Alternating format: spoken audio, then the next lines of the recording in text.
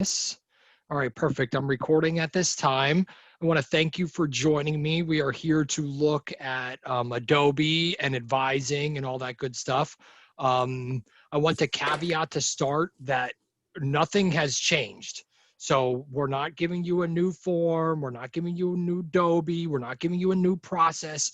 All of this stuff is exactly what it was the last 3 years, except we're not in a building. So the purpose of this is to try and help you troubleshoot a little bit when things aren't working correctly with students and how to advise students to move forward or where they can find their information, yada, yada, yada, so on and so forth. So that is our first caveat. The second caveat is I'm going to show you today what I encounter with these forms, okay? Now, the students use different browsers, different extensions, different computers. There is no way that I can show you all the things that I have come across in the last 4 years when it comes to this form.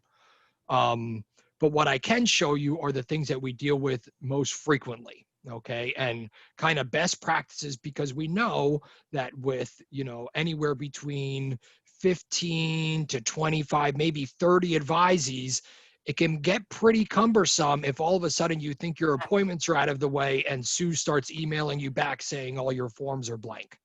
Okay, so we were trying to avoid those instances here. So I want to try to put kind of best practices into place. And again, let you know that what I'm showing you is what I would be showing a student that comes into my office. It is no way the end all be all. I'm going to give you some suggestions today. It just might happen that a student doesn't do it the way that I'm showing you to do it, and it works just perfectly fine. Welcome to the world of technology. Okay, that might just be it. When we first started this process, and I'll caveat this a little bit more, you'll see I have my Mac example without the video down at the bottom. We're going to switch back and forth because I want you to see what the students see on their Mac computers, considering more than half of our student body is using an Apple product while we're using Windows products. But the Mac, when it comes to you, uses a program called Preview to open Adobe PDFs. 3 years ago, that preview program did not work with our forms. Okay, you had to be in Adobe. Now, notice I said 3 years ago. If a student has a new system, we have found within the last kind of maybe year and a half, that depending on what version of operating system they have and what version of preview they have, they are able to write in our form and save it correctly. So it's very hard to say to a student, well, don't use this, it's not going to work. And then another student says, well, that's what I used and it worked just fine. So it's hard to make these blanket statements about what works and what doesn't work when, again, we're dealing with such a large population. Okay, large population, whole bunch of different machines, whole bunch of different software. So again, we're going to point them in the right direction. Hopefully, because a lot of these students, sophomores, juniors, seniors, have been doing this for a couple of years, we should not hit a lot of snags. What we really need to do is put the best practices in place for our freshmen so that as they go down the road, we get all these hiccups out of the way in the front end. Okay. So especially those freshmen that we want to concentrate on. And then certainly some, we have juniors that are returning or sophomores that are returning that haven't done advising in a year. Maybe haven't talked to an advisor in 18 months. So this might be a new process for them at this time as well. So we might have to, rebrush on them as well. Okay. Thankfully, very helpful that Linda's here today. So although we are talking about advising in the advising form, if for some reason you have an advising question or something else that, pertains to that area, this is a great time to speak up, a great time for that collaborative conversation to occur so that not only the people here can hear those suggestions and those comments, but anyone that might be viewing this video in their own time, if something is on their mind, we have, the end all be all here with Professor O'Kane, since that's where we send them to her right here virtually. Okay.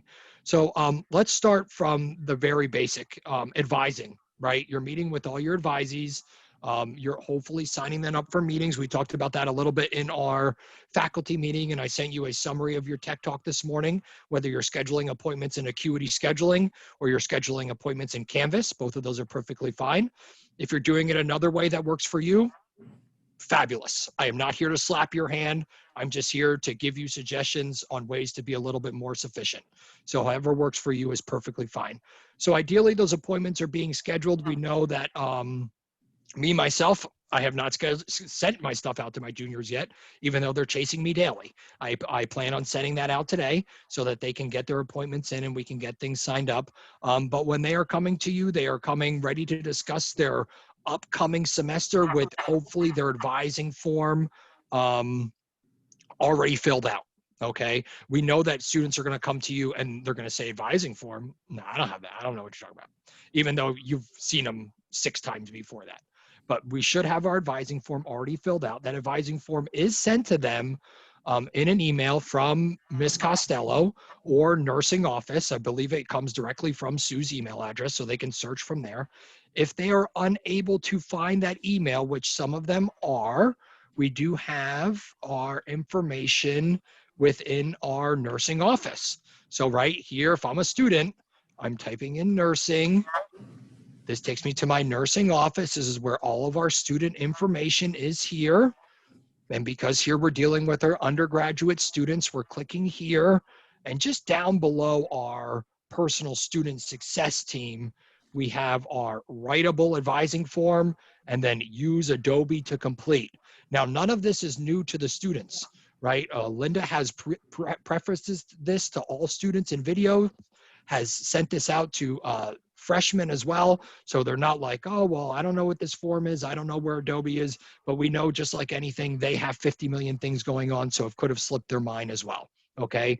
So obviously, if we are in the building, some of us might send our student to Sue's office or send our student to my office or Linda's office looking for this form.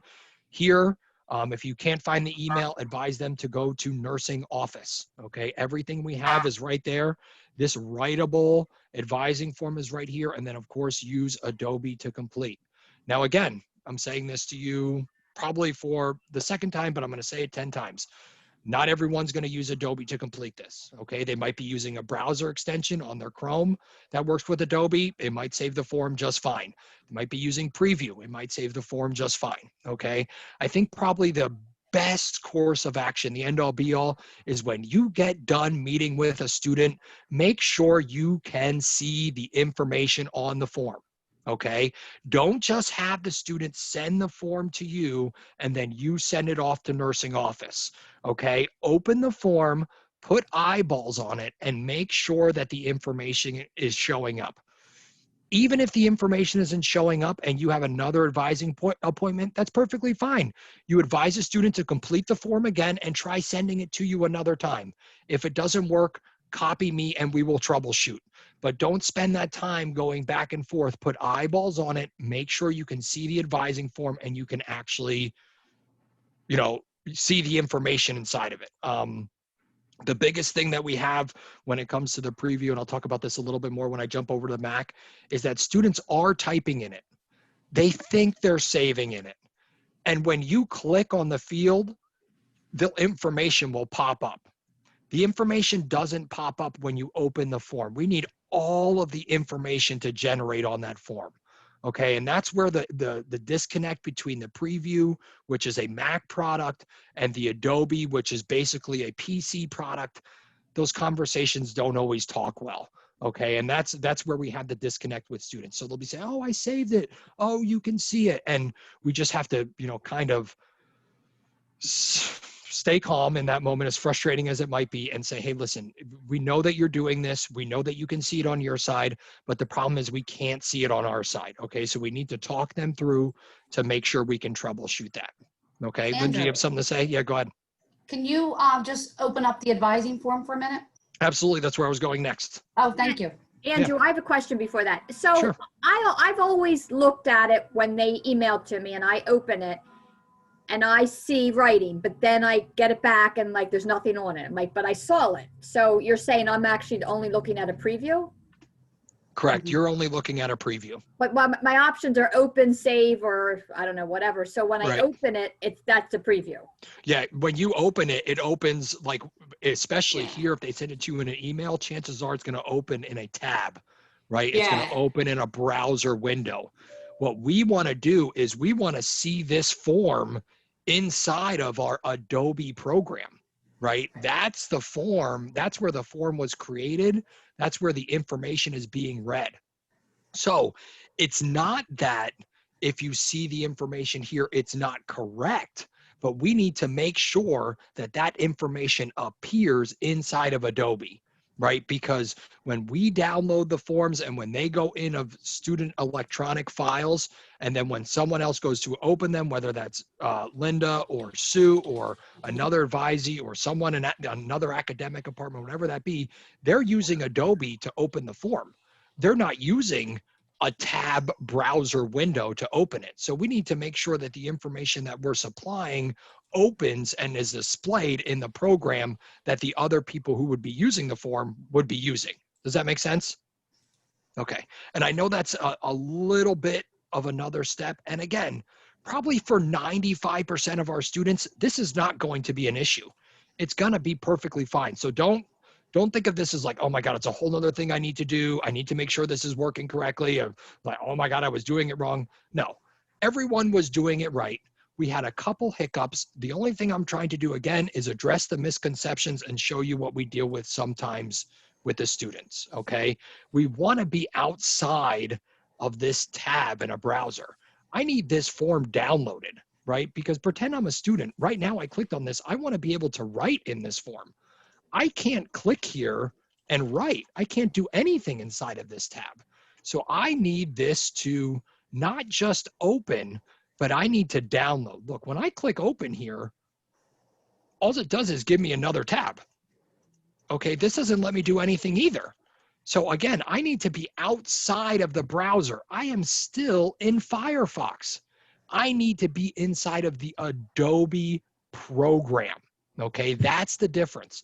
We are on and we are using a program that is installed and downloaded on your computer. Okay, so here I'm going to do, again, if I'm a student, I can do download. Okay, now look what happens here.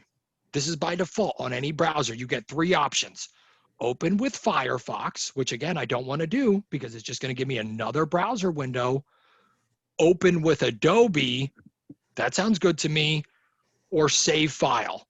So really, either one of these two is perfectly fine here for a student.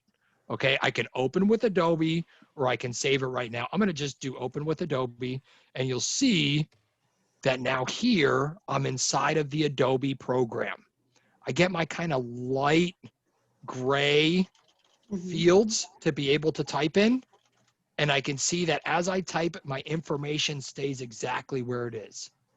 Now, if I'm a student, I definitely don't want this to be named undergraduate advisable form, writable format. I need to do file, save as, and ideally I'm being instructed by my professor to name this as what Sue sent us this morning inside of that email from nursing office, last name, initial, and then SP21. Okay, we might want to put a space here or a hyphen here or something like that to kind of break it up. Okay, but then that way we know inside of that student folder, first of all, Sue knows where to put it because you can imagine she gets all of the advising forms to nursing office, every single student. So when they're not named correctly, we have to go back and rename some of those. But on top of that, when she does this, she's just moving it to the student's folder. So she needs a good example of that student's name so that she can find the correct folder to put it in. And then obviously once it's in the folder, if I'm another professional, I'm going inside of the folder. I want to find the correct year of that form. I need the SP21, or if I was looking at FA20, or if I was looking at SP19, whatever that might be, we need to make sure that those are named correctly there. Okay. Now this is all well and good because when I downloaded this form, I already had Adobe. Right? Adobe was already a program on my computer. But if I didn't go through the steps to download Adobe, if for some reason it wasn't on here, I'm just going to save this here. okay? If I went to download here and I didn't have Adobe as a choice, or I needed to choose something, that's where we get into a little bit of unknown waters here, okay? So if a student says, well, I don't have Adobe, I don't know how to do that, okay? So two things you can do here. You can send them back to nursing office, right? We have use Adobe to complete. This Adobe link takes you to the page to download Adobe. Now, even since I sent this page to Linda 2 weeks ago, the page has changed, okay? It looks completely different than it did 14 days ago. And this is the world of technology. And that's why, you know, as much as I love to send out screenshots and videos and all those things, everything's changing all the time.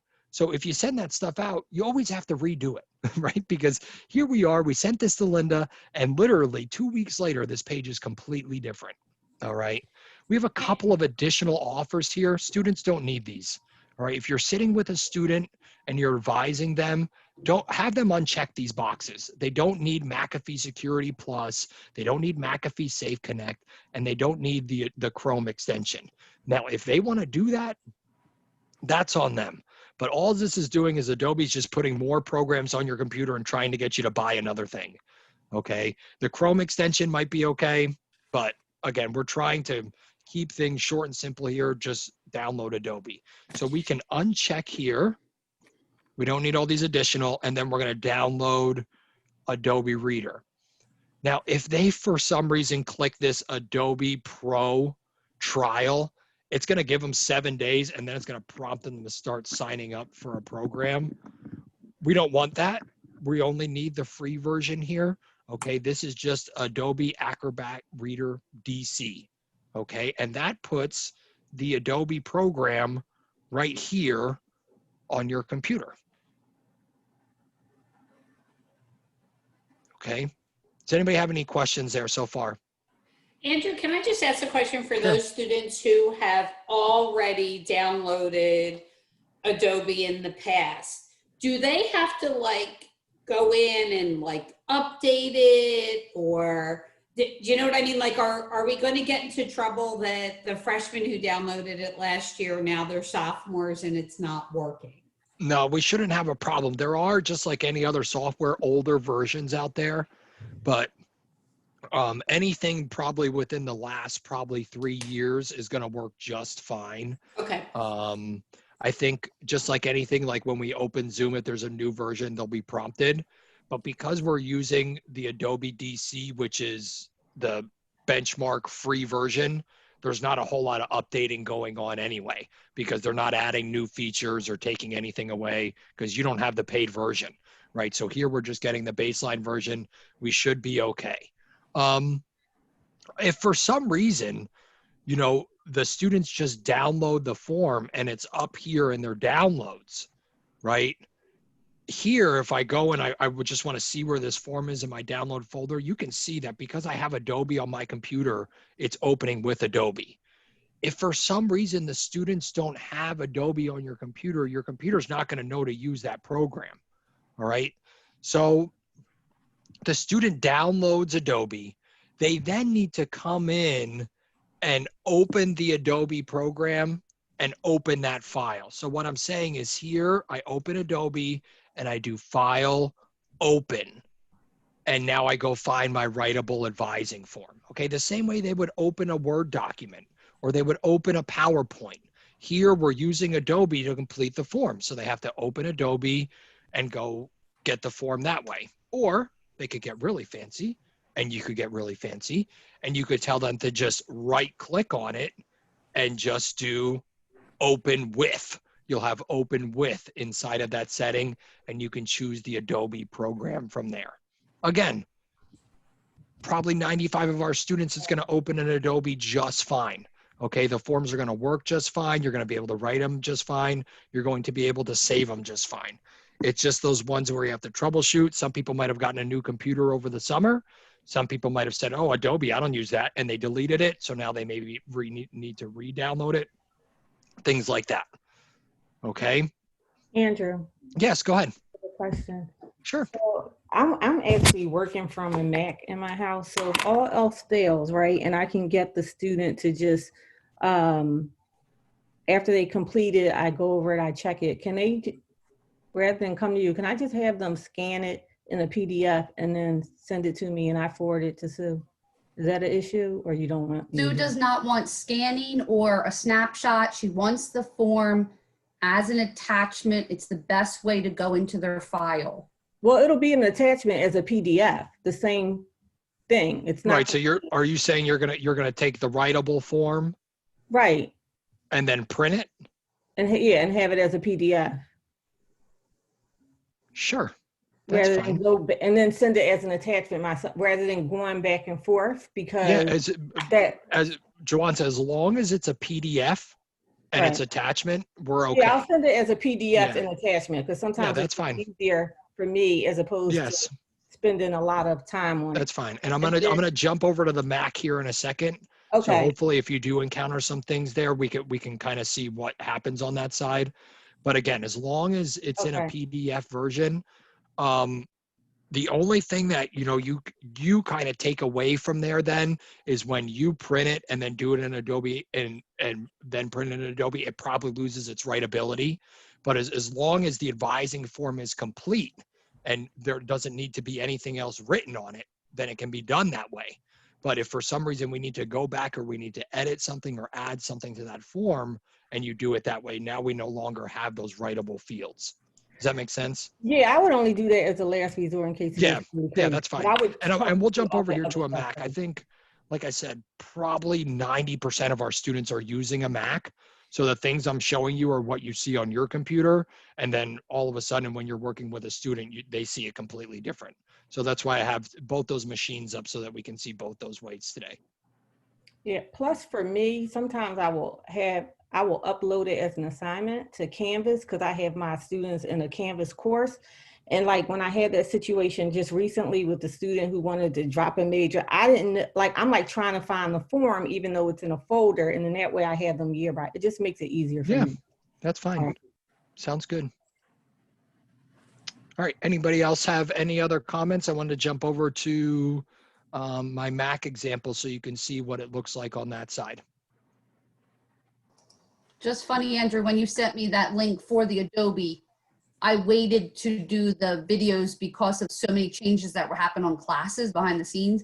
So when I went to show them in the video, it came up like this. So good. Saw the latest in the video. Okay, good.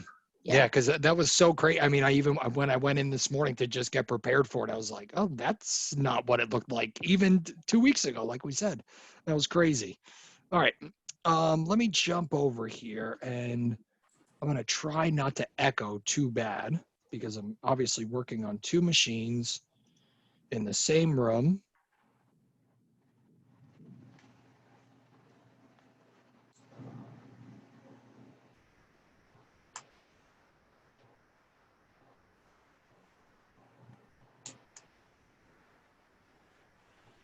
All right, can you guys hear me? All right, fabulous. I'm in a little bit of a precarious spot here. Let me see if I can. Oh, jeez. I need a bigger house. All right, let's see. All right, so here we are on a Mac example. All right, let me share my screen.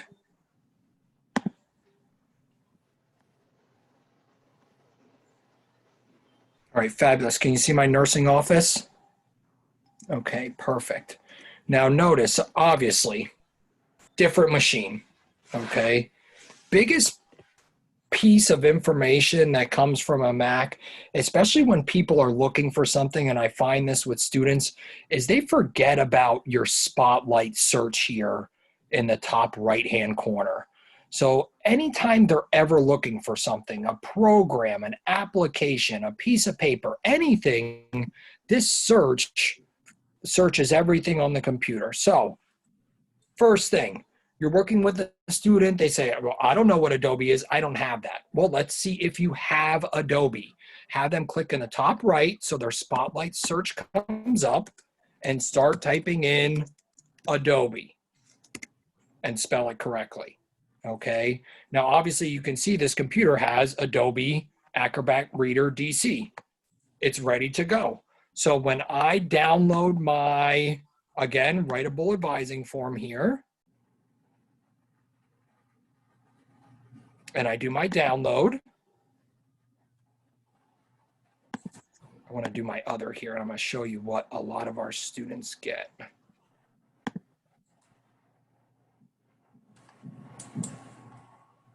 Here's my preview. Open. Okay. Fabulous. This is where our Mac students kind of come into a conundrum. Notice that in your top left-hand corner, you are using a program called Preview. Okay. Inside of this form, look, I can click on the field. I can type. I can type. I can type. Okay. Now, when I do file, save, that information looks like it's still there. All right. And this is where students are like, I completed the form. I did it. I put my information in. It's all there. Notice how this was, first of all, this was a little bit different. There is no save as here. So this is a big like, oh, the student used a Mac. Because if the student used a Mac, chances are they're going to send you this form named exactly how they downloaded it. Because you can't do file save as. It's only save.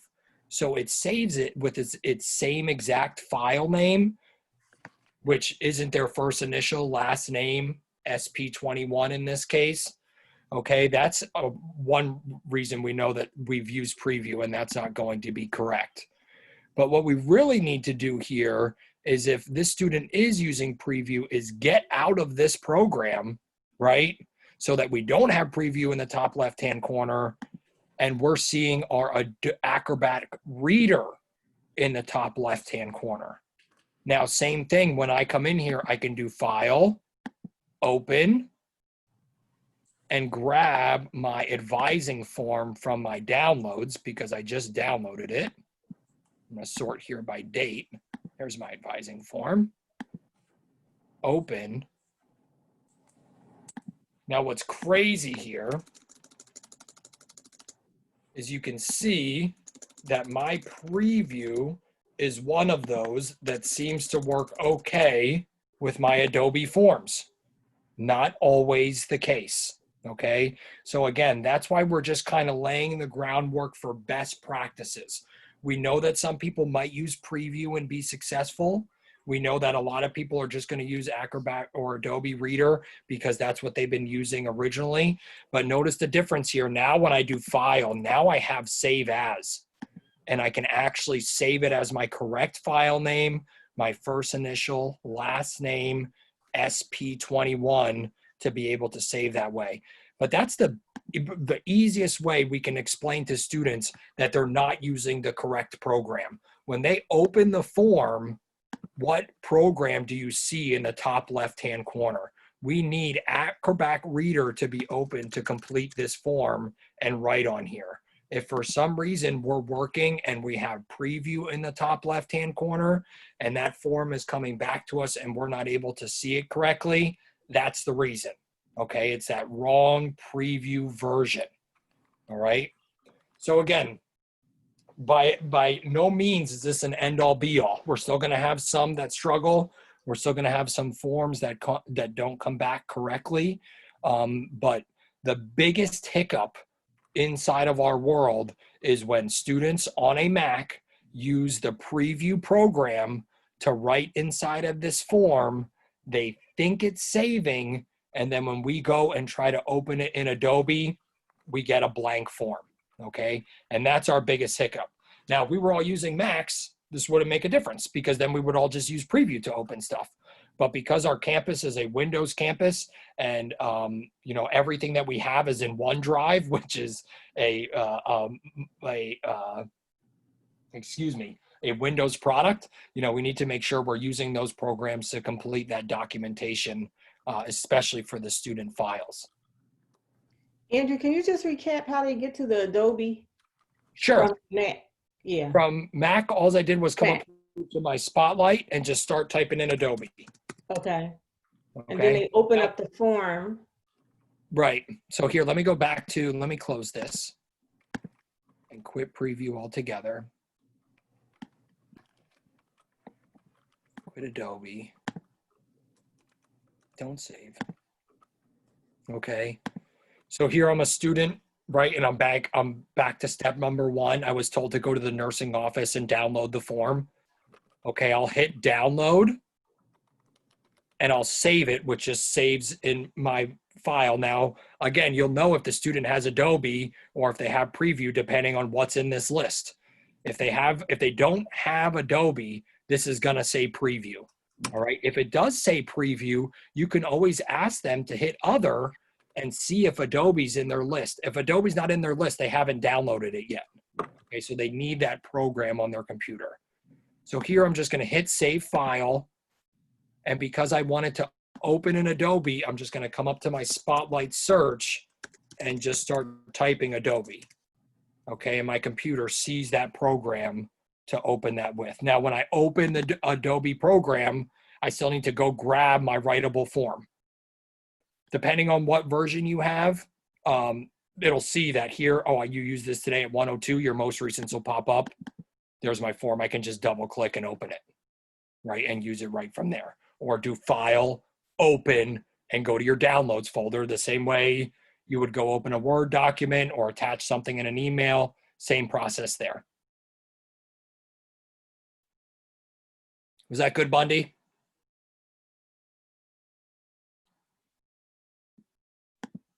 Okay. Can I answer any other questions on the Mac version before I jump over to my other computer?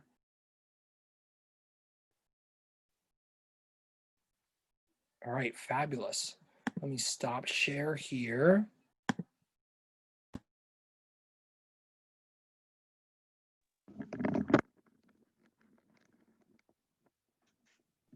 This is like musical squares. Everybody keeps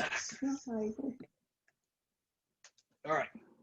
So I thought that would be pretty helpful to be able to see it on both sides, especially since I said we have a lot of clientele using the Mac side. Again, I want to preference this that, you know, for the most part, all of these are going to work out just fine.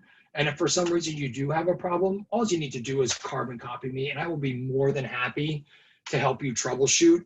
What we are trying to get out of the way are those things that, you know, maybe we can fix on the front end. So rather than having to, you know, troubleshoot 45 people, I only have to troubleshoot 15 people. And that makes my life and my day a little bit easier.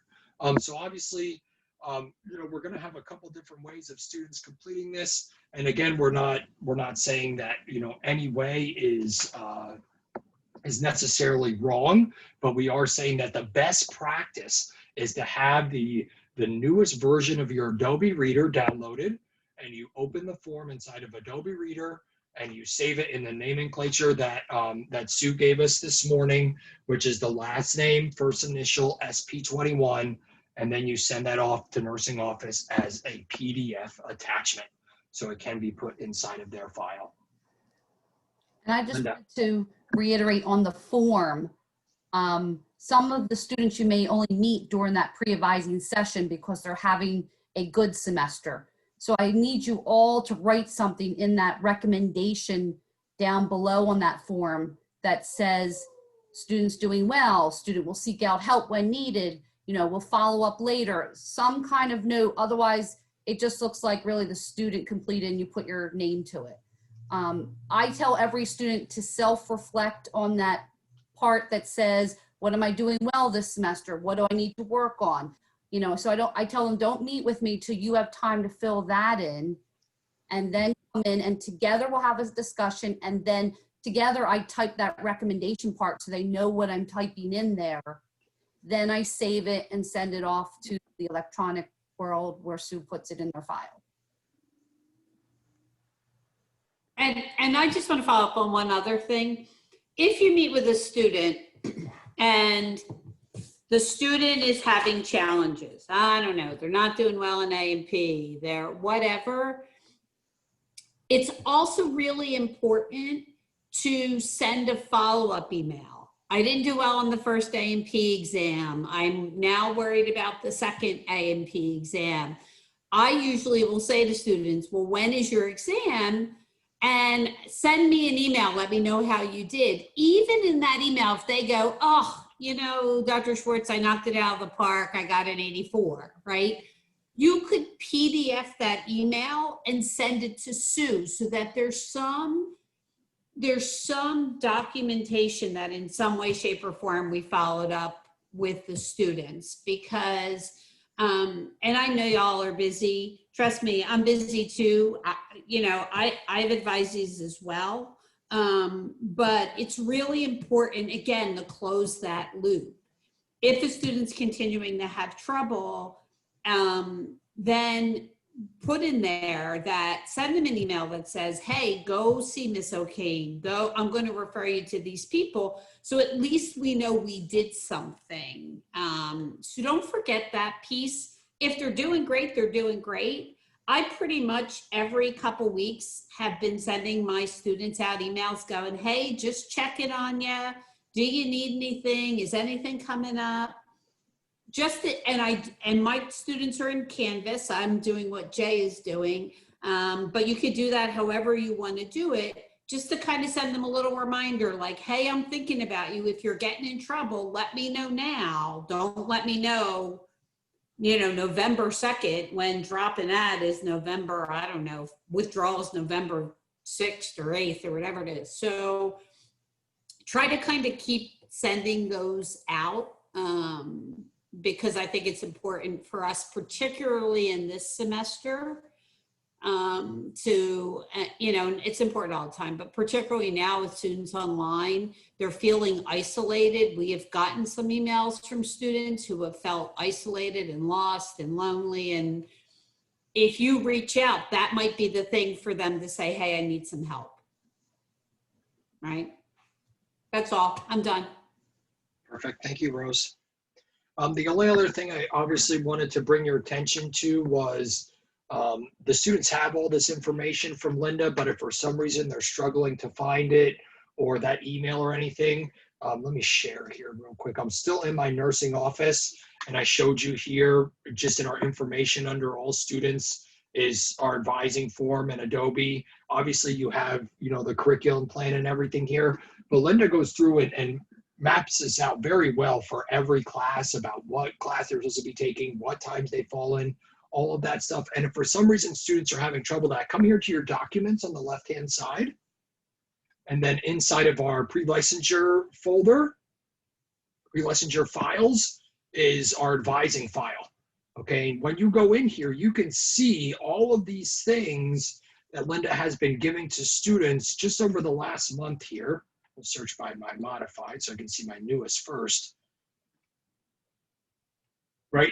Pre-advising, scheduling for juniors, worksheet for sophomores, all of that stuff that they're using kind of behind their scenes to build their schedule, where it should fall, when is it available, Tuesday, Thursday, Wednesday, whatever that is, all of those little pieces, all of that stuff is there.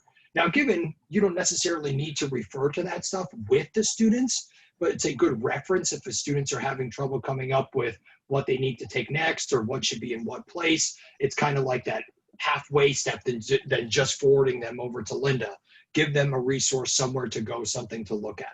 And Andrew, it's in the undergraduate tab. So everything you're showing now is specifically under freshman, sophomore, junior. Oh, good. I didn't realize you built out those pages. No, I worked behind the scenes, and nice job. So the English themes are in there for the freshmen going spring. You must have had a good sample teacher. Schedule. Yeah. The about study abroad that they need to start thinking of, the Adobe Reader. The sophomore tab has the sophomore schedule. It also has about their uniform requirements and okay, good. Scale. So very specific to each year is in the tabs. All right, fabulous. Junior's just the schedule because they're junior's easy in second semester for the most part because it's just stepping along. Except those very specific juniors that may want to go into the honors program or 4+2, that was put into their Canvas and bolded in both their 305 and their 330 for them to see with the video. Now, even a student that's just back to repeat one thing, they are still tied up to that 305 and 330, thanks to Kathy Evans, that they have that to look at their Canvas. So they're seeing it all. I have a question. Yeah, go ahead. So we get that alert that said they're no longer using Web Advisor. So tell me, how does that impact anything? Because Yeah, it kind of depends on what resource you were using before this, right? When you use, we kind of have, you have Web Advisor and student planning, but when you come here to my Widener, and I'll show you what I normally do, and Linda, you can certainly advise further. When I come in here to my Widener, I just type in advising, and I go to student planning anyway. The only other thing I might go to here otherwise is my advisees, but I don't use that a whole lot. That's a place where you can drill down a little bit further and see individual schedules. Which one of these do you feel like is more reputable, Linda? I like to use just student planning because all your students come up there and you can view each student that you're assigned to. And then I just email them all in that right-hand corner there. It says email all advisees. I use that one the most because when you go into individual student planning, that's where you need to be seeing if they're taking a humanities or social science. We're not going to be tracking that anymore on the humanities social science. It's going to be the students' accountability to use that progress in student planning that tells them, do they need a humanities or social science? So we need them to keep using the software to, under progress. It's literally the curriculum from a top to bottom mindset. So you come up, it says, what do you take freshman year? What do you take sophomore year? What do you take junior year? And then after junior, senior year, it goes very specific to the humanities, the social science, and the sciences. And once they're done, it collapses. So you're under like a junior right now, I think. Yeah. Junior. So all of her social science humanities got collapsed saying they're done. She's done. But Tracy's office is not going to be tracking that very specific anymore. It's more of, did they get a C- in something? What do they have to repeat? But it's really up to the student. And I showed them that in the video to use the progress screen to the best of their ability. So, but what I will do when I meet with my advisees is I actually pull this up. Mm-hmm. And I actually show it to them and go, let's just check. Let's make sure everything is in here. And then if there's something that's not, and this is particularly true probably for your sophomores, by the time they get to junior year, we have to assume, but don't ever assume because stuff happens, right? Yeah. So there's no reason you can't take 2 minutes and pull this up and go through it with them. It's not a bad And Andrew, could you pull one more student up again? Sure. Bring up one more of your students. You used to be able to click on the name and now you have to do that right-hand side, view details. That changed. I hate that. I know. So go to like Matthew's calendar. Click on calendar down below there under the, click calendar so they can view in a calendar view. Yeah. Okay. So let's say someone wants to talk about their schedule with you and they say, I see I have my 3:30 and I have my 3:05, yada, yada.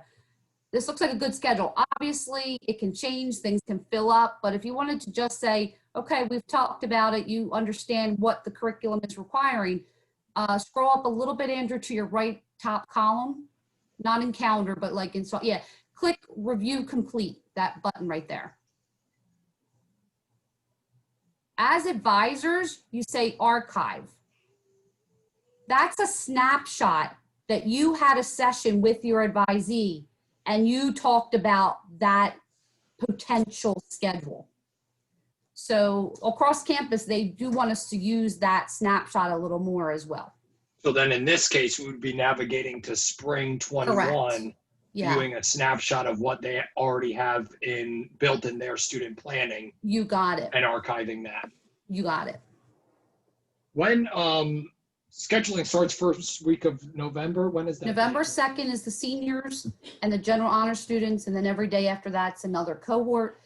The sophomore athletes get to register before they're sophomores, and the freshman athlete get to register before they're freshmen. Okay. They don't worry about junior, senior year, and we don't have to. We get them in clinical and what they have you.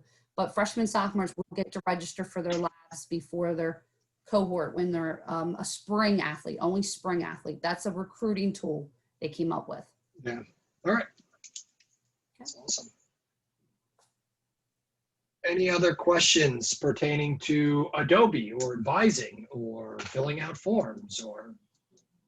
You know what, Andrew, it was really helpful seeing the Mac stuff for those of us who are not Mac users, because I tend to panic more when there's a Mac issue because it's not something that I'm really comfortable with. So thank you for that, because I thought that absolutely. was, walking through it was much more helpful. Good. I'm glad to hear that. Thank I you. still don't want a Anybody else? Mac though. Yeah, it's a whole different world, really. And in their mind, it's their world, right? So what they're doing is correct, and the form they did was correct, and this is how it opened. How could it be wrong? So, you know, I've definitely had a couple over, you know, the last couple of years where they become a little defensive because no, they weren't wrong, and no, they did it correctly, and I don't want to do it for the 6th time, you know. So, well, sorry, that is what it is. So I think, you know, the clearer we are and the better expectations we have and understanding of the system, I think we can alleviate maybe some of those frustrations. Again, a key to the Mac is just using that spotlight search up top. You know, have them search for Adobe. If they don't have Adobe, you know you need to download it. And then as soon as you get it open, you know you just need to open the form through Adobe and just make sure you're in there, and we should be good to go. All right. I thank you so much for attending today. I'm going to look at my chat. I don't see any other questions unless anybody else has anything they want to say. We did get out before our hour here, so that's perfect. Similar session tomorrow. Linda will be in that one too. Obviously, we'll have different clientele, so if you want to come here and hear a little bit of a different conversation, come join us. If not, thank you for coming today. We really appreciate it. Bye, everybody. Bye, guys. Thank you so Bye. much.